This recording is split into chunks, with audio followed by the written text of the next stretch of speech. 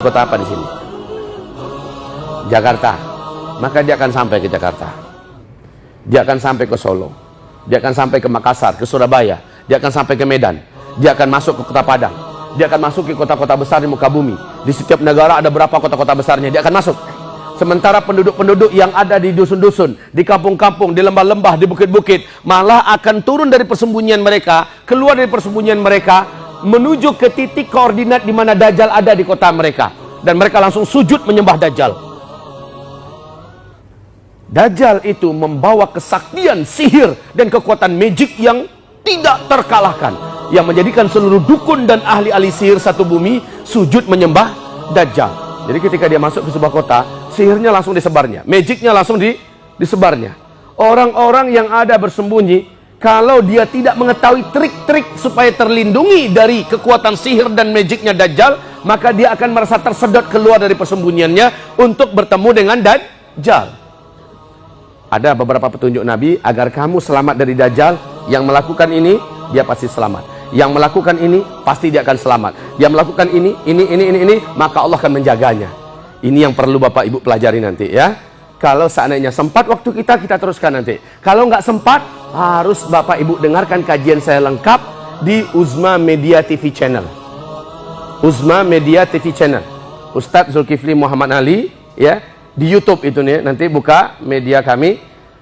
Silakan Bapak Ibu, Ad-Dukhon Dajjal. Nah, lamanya Dajjal ini lepas nggak lama.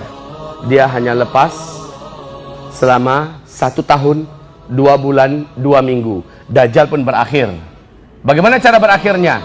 Tanda besar kiamat yang ketiga pun terjadi. Allah turunkan Nabi Isa alaihis salam.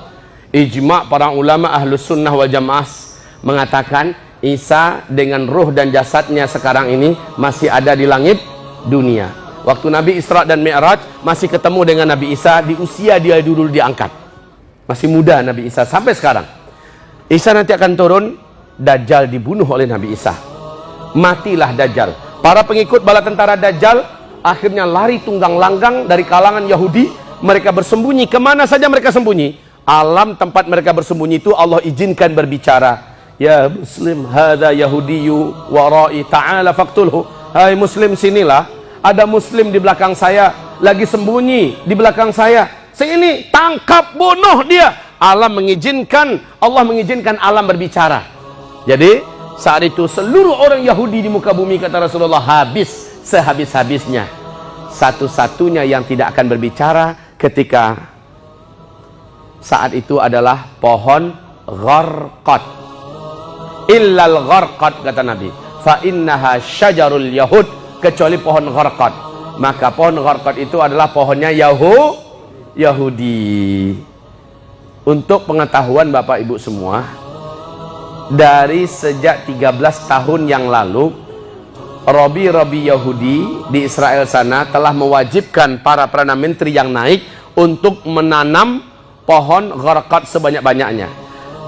Tanaman pertama yang ditanamkan ke dalam bumi Israel 2 juta batang pohon. Setiap naik perdana menteri yang baru ditambah lagi sekian ratus batang pohon, sekian ratus ribu batang pohon. Dan sekarang batang-batang pohon gharqad itu di Israel sudah setinggi 12 sampai 16 meter, Pak. Udah tinggi-tinggi, udah lebat.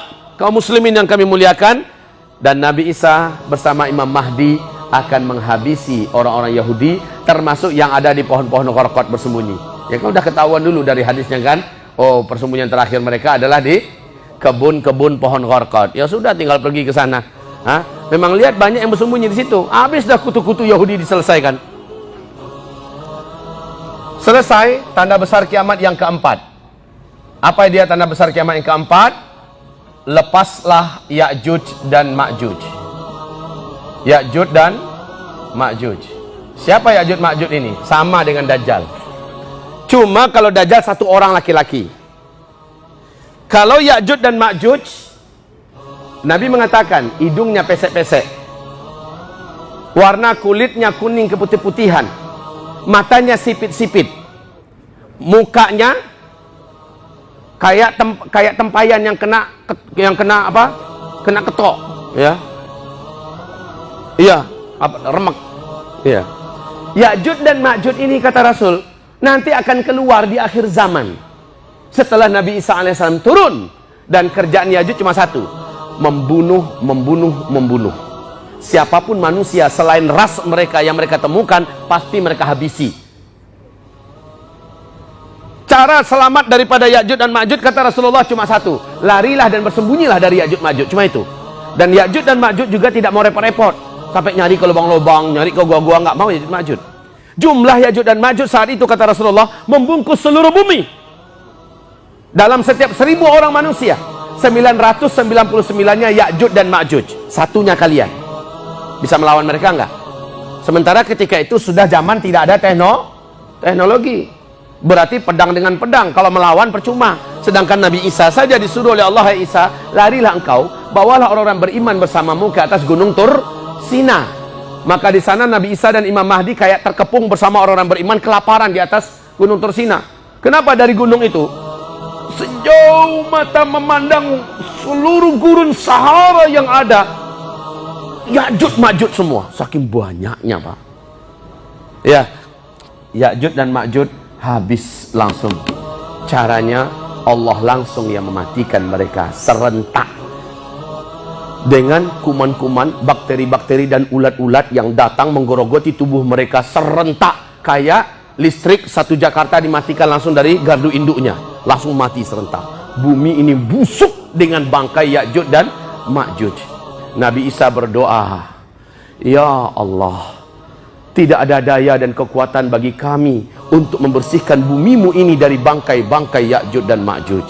Ya Allah, bersihkanlah bumimu ini dengan kekuasaan dan kekuatanmu."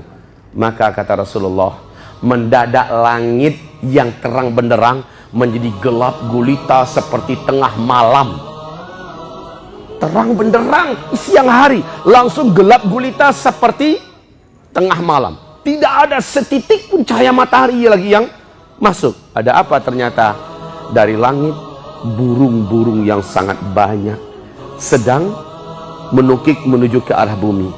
Rasul mengatakan, burung-burung tersebut bentuk lehernya dan besar lehernya sama dengan leher onta-onta kalian hari ini. Kebayang nggak besarnya burung-burung itu? Sudahlah, itu banyak yang menjadikan langit langsung gelap gulita. Udahlah, nggak kebayang kalau begitu. Seimbang dengan bangkai-bangkai Ya'juj dan Ma'juj yang akan dibawa. Maka burung ini menukik, setiap burung membawa bangkai Ya'juj dan Ma'juj. Pertanyaan sekarang muncul, Ustadz, sebanyak itu Ya'juj dan Ma'juj, di manakah Allah sembunyikan mereka sekarang? Dan burung-burung yang besar-besar dan sebanyak itu, di mana posisinya sekarang? Maka jawaban yang paling ringkas, jawaban yang tidak akan menimbulkan pertanyaan lagi adalah entah.